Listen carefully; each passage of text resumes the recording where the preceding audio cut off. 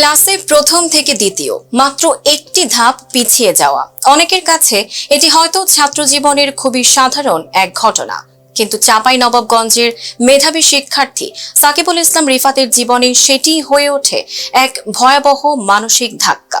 জীবন অবাক না করলে কে করবে? 28% মিল্ক ফ্যাটের অবাক করার সাথে ফ্রেশ মিল্ক পাউডার। জীবন অবাক করুক প্রতিদিন। সপ্তম শ্রেণীতে প্রথম হওয়ার পর অষ্টম শ্রেণীতে রোল নম্বর 1 থেকে 2 হওয়ার কষ্ট মেনে নিতে পারেননি তিনি। পরিবারের দাবি, সেই আঘাত থেকেই ধীরে ধীরে মানসিক ভারসাম্য হারান রিফাত, আর গত 3 বছর ধরে শিকলবন্দি জীবন কাটছে তার।